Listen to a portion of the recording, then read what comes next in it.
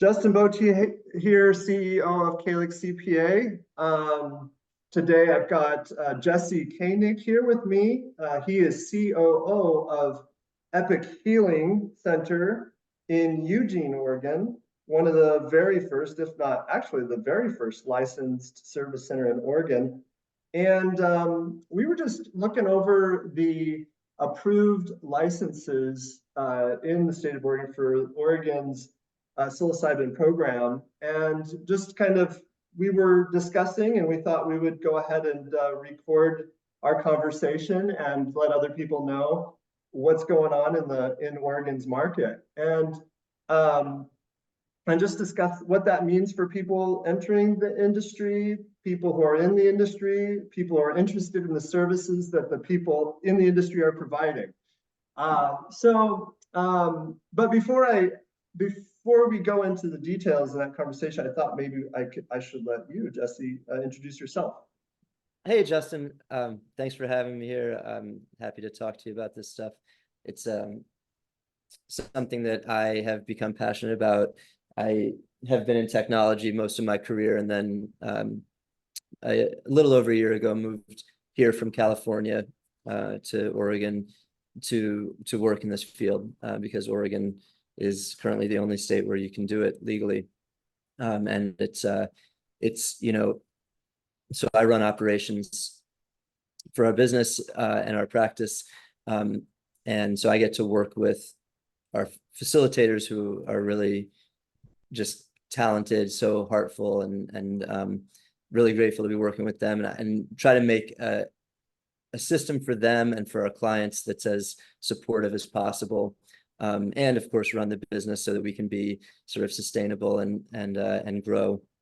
And yeah, it's been amazing to see the results that we've gotten so far. Even though we're very new, we already see so many clients who have been getting amazing results in terms of breaking out of their old patterns and feeling things, love that they haven't felt in a long time, and lots of other things. So it's it's early still, but so far it's like this is what I was hoping for, to be part of this. Yeah, that's awesome. That's amazing. Do you want to touch a little bit on what got you into the industry? You said that you were living out of state. Oregon created this program, and you wanted to work in the space. And Yeah. what made you want to work in the space? Yeah. So let's see. So I think I've always been drawn to the sort of concept of exploration and exploration of what's out there. And so, I worked in aerospace, and I think I was drawn to that because of this. I used to, when I was a kid, build Lego spaceships and think about, traveling through the universe. And so I went into aerospace. I was drawn to space and things that are out of this world, literally, right? And so I went into aerospace, and I did that for some years. And then I was a co-founder of an electronics manufacturing company, and we actually primarily served, or our largest customer segment was aerospace. And so I was doing that, doing a lot of work with software and automation. And at a certain point, I was feeling a yearning to myself move somewhere beyond where I had been, which is in technology. And so I was just keeping my eyes open. And really, I remember when I was going to college, I thought maybe I want to be a brain surgeon. And I did in college, I did an internship at a teaching hospital. I decided sort of the life of a surgeon actually wasn't for me, but I was drawn to it, and sort of drawn to neuroscience, again, because of this thing of what is consciousness really. Like when I remember being, around that age of going into college and thinking about, like, we could just be robots. We could just be sort of robots where physics are just acting on our, bodies and biology and chemistry, and sort of like we eat when we're hungry. But why are we aware of it? Why are we conscious of it? Why do we feel love, and passion and the things that we feel? So I was just sort of thinking about consciousness. So that was what made me want to think about being a neuroscientist or brain surgeon. I ended up majoring in physics. I ended up going into engineering, going into space, like I told you, space industry, building satellites and rockets. And so anyway, so when I was starting to want to like move outside that, I think that like at that same time, it was like there was this wave, you know, a few years ago, wave of research studies coming in about psychedelic therapy. And, you know, I think that I've always also been troubled by, I guess, the violence in the world, and sort of like worries about the future of humanity are something I've always had. And so this, and then so I see then also so many people in the world are struggling with mental health and are not finding relief from, let's say, SSRIs or things like this, that some do. And this is not to say SSRIs are bad, because they're actually really good for a lot of people, but they're not good for everyone. And so they don't solve everyone's problems, and also they can have an effect of sort of dampening some positive qualities of people. And so it's almost like compressing instead of expanding to solve the problems. And it seems like psychedelics and psychedelic therapy allow people to sort of expand while relieving, you know, some of the pain and suffering, and making them more well. And that was really exciting to me. And so and the research was just really compelling. And so yeah, just you know, I went to in fall of 21, I was still living in San Francisco at the time. I went to Thanksgiving in Maryland with my family, and then from there I went up to New York and went to Horizons, which is one of the big yearly psychedelics and psychedelic therapy conferences in New York City. And at that time, it was like, you know, Oregon had just passed M109 to legalize what we call here psilocybin services. And somebody was on stage saying, you know, it's sort of like this, like, go west, young men. It's like this thing of like, you know, it's like Oregon just passed this thing. We need good people out there to make this thing work. So if you're thinking about, you know, you might want to get into this field, go to Oregon, you know, go help, you know, blaze this trail, like make it a good example for other places that might want to do a similar thing. And so I was there, and I said, you know, I said, I'll do it, you know, in my head, I said, I'll do it. But then about a year later, I kind of, you know, put the wheels in motion. A year later, I moved up here to Portland. And that's the story. Yeah. Yeah, and you have this like technical, I've known you now for a little while, Right. and you've got this like technical savviness that I think is incredibly valuable. And just I appreciate it. from working with you, kind of learning about how you're implementing systems, and I mean your partners and the co-owners and whatnot are very lucky to have you on I board. appreciate it. So I see that the potential, your business potential too is bright. Not only your ability to spread the word, I guess, but yeah, I think that the business that you're in is promising. So that's really neat.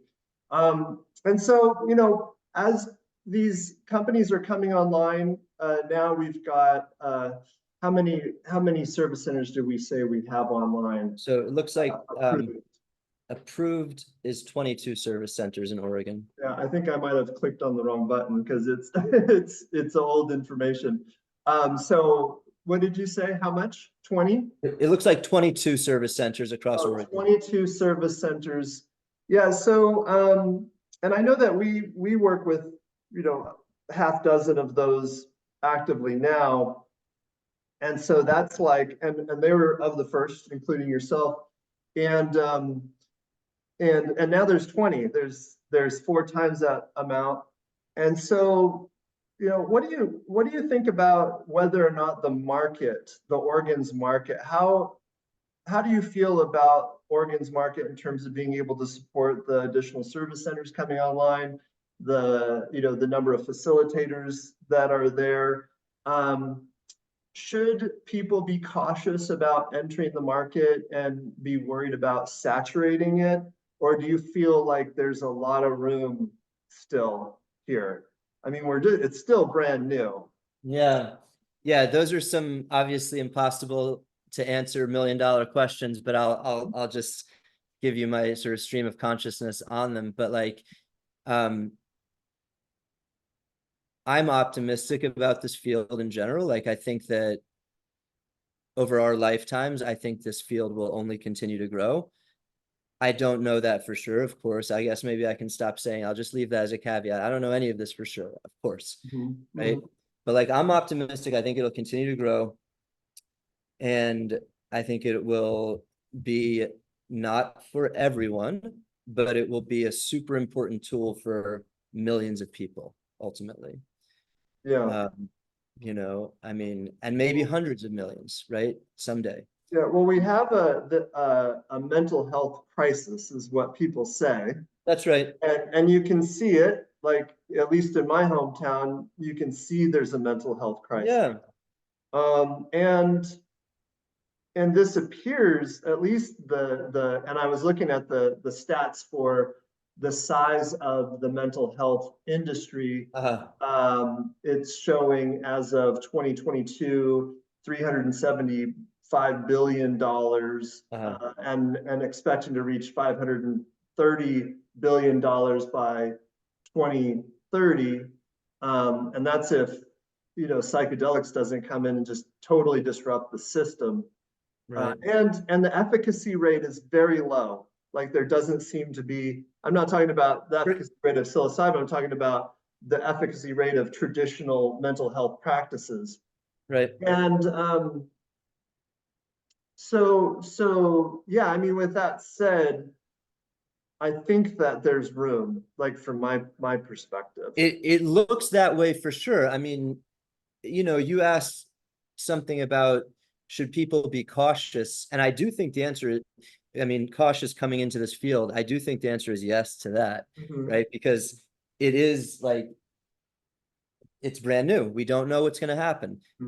We don't know what's going to happen along a number of dimensions, right? It's like, we don't know what will happen with, like, will this ultimately be covered by insurance, which we really hope it will. We're not there right now because it's not legal at the federal level. And that's another open question, like, what will happen there at the federal level. Right now they have this stance of kind of leaving states to do their thing on this, right? But will they change that, or will they actually move toward legalization? I think they will ultimately.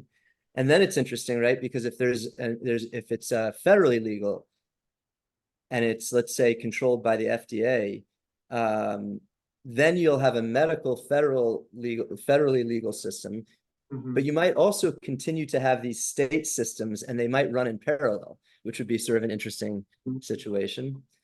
In which case you might have insurance coverage only for the federally legal track and not for the state track.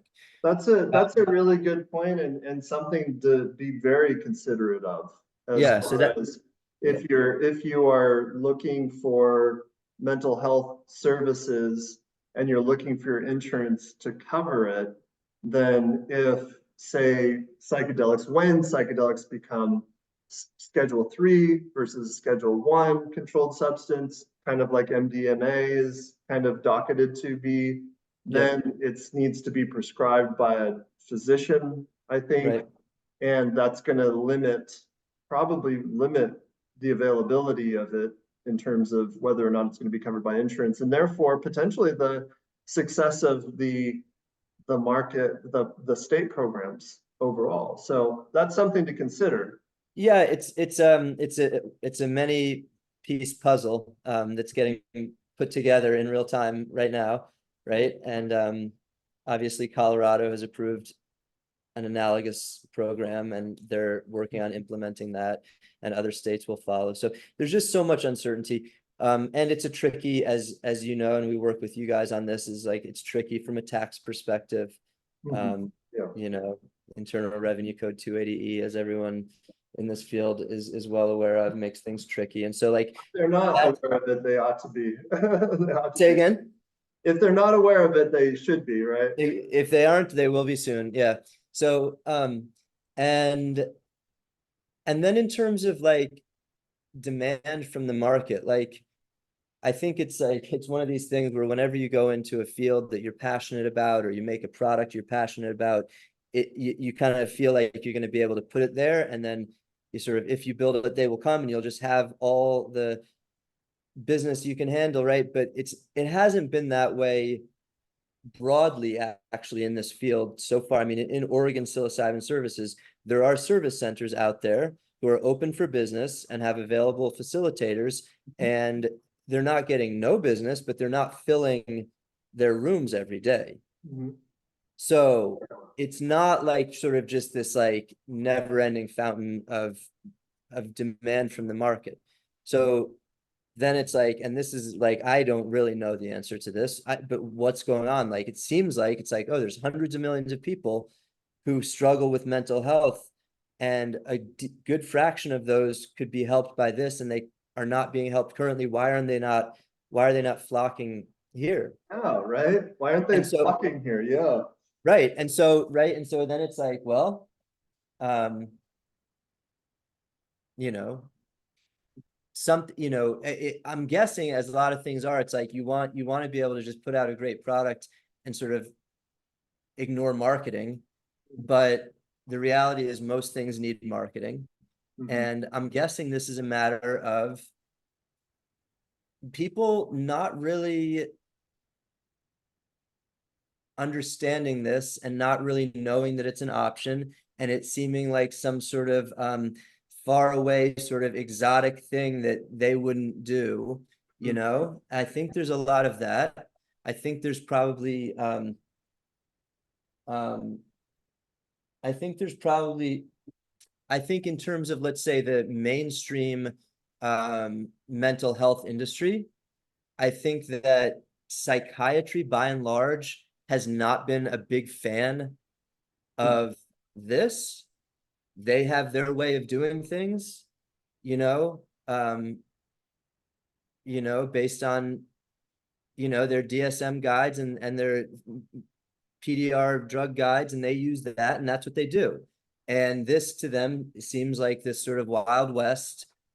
Yes, there's been a lot of research, but not enough for them, not the amount that happens in their field typically, right? Not yet. Well, it's like an early technology in a Yeah, way.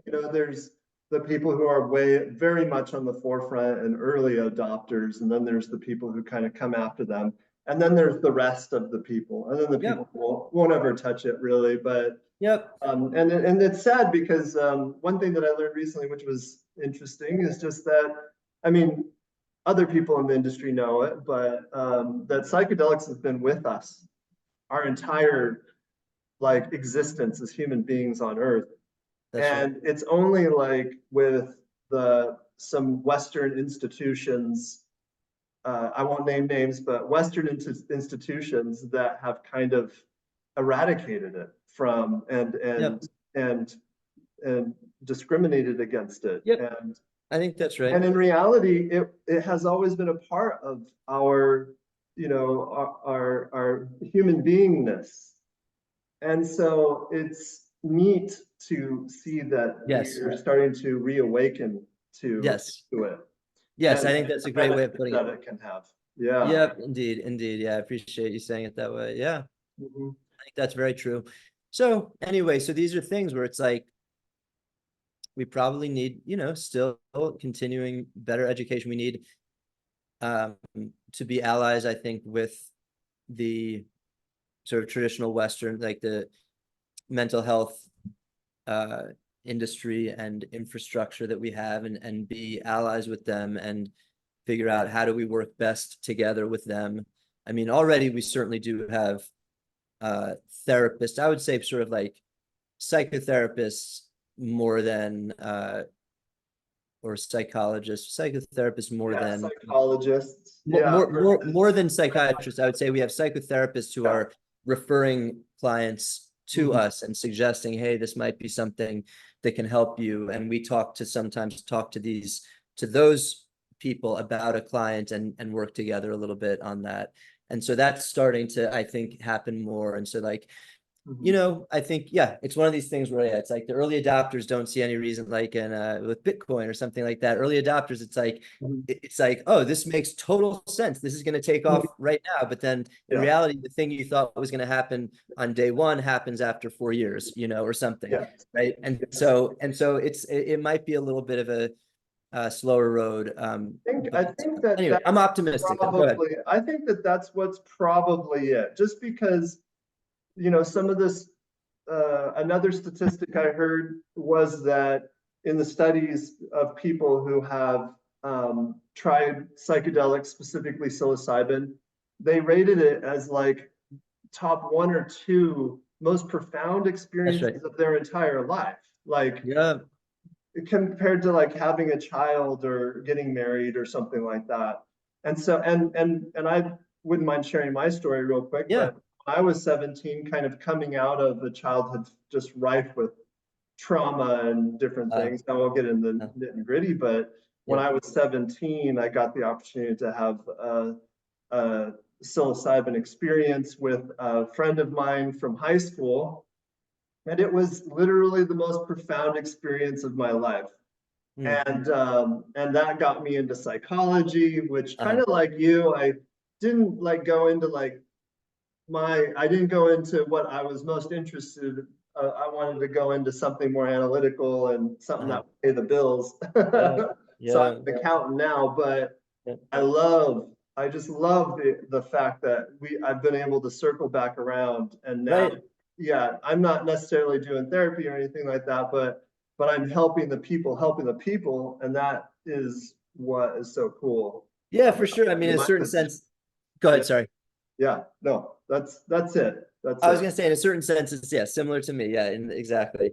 And so I think, yeah, we're part of sort of the infrastructure that's enabling this whole thing. So that's really cool. Mhm. Yeah. Well, right on. Hey, thank you, Jesse. Thank you so My much pleasure. for taking your My time pleasure. and being willing to let me do this recording.